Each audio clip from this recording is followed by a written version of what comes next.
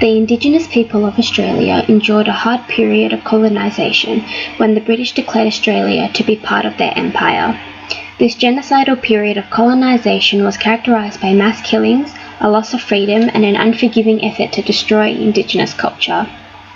After the initial colonisation and land-taking, governmental policy was shaped by policy called protectionism, whereby Indigenous people had to be protected and westernised for their own good by the government.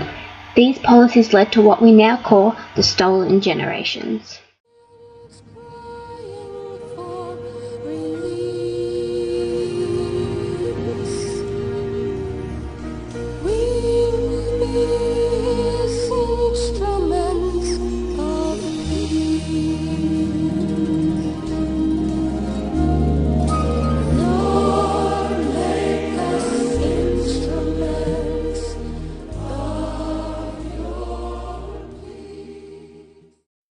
Some of these attitudes about Indigenous people are lazy and don't fit in with Western culture and values. The most negative stereotypes focus on conflict and difference, that they are a threat to existing order, and their behaviour is often represented to be irrational and out of control. Another representation of Indigenous Australians is that they are privileged in terms of the amount of welfare they receive in comparison to the impoverished non-Indigenous Australians. This is based on the assumption that they receive excessive amounts of government assistance.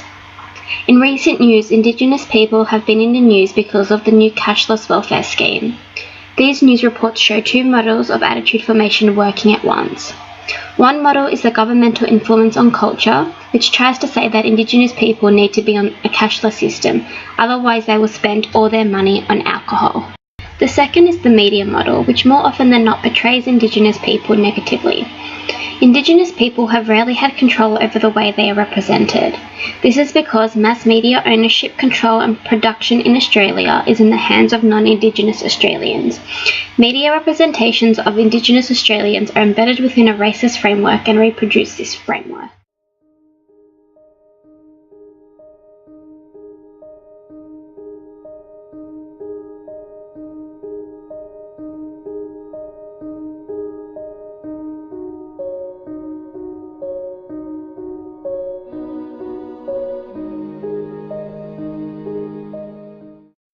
These negative stereotypes are also passed on through friends and family members.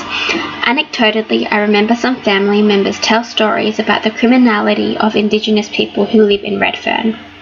I soon later discovered that it was the media that influenced this attitude, more specifically the Redfern riot in 2004.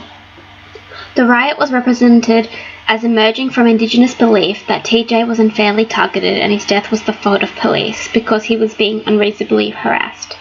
However, any police misconduct was silenced in media representations, which continues the us versus them representation. One stereotype that shouldn't exist in modern Australia, but is still very common, is the view that to be Indigenous, your skin colour has to be very dark. Due to Australia being a multicultural country, it's natural that people from all ethnic backgrounds have procreated. The problem is that this gives some people the opportunity to say that the past discriminatory behaviour does not affect people who are lighter skinned but still have the Indigenous background. The simplistic attitude towards ethnicity and culture arises from the lack of education about multiculturalism and a misunderstanding of history. Our educational system mostly teaches about Indigenous culture with only surface level analysis, and by doing so it misrepresents the current situation of Indigenous people. One important example is how the education system teaches that the acts of the stolen generations are in the past, and that now we have the policy of self-determination, where Indigenous people get to make their own decisions regarding their identity and culture. This gives us all the impression that the country has healed and now that Indigenous cultures and people are safe from the government.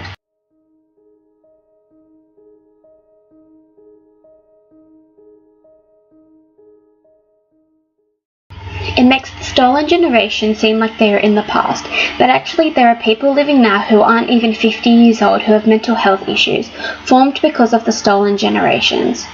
It leaves out the role that intergenerational trauma plays in the current lives of Indigenous people, where the people who were abused deal with their issues with drugs and alcohol, and abuse their own family and friends, passing their trauma onto the next generations.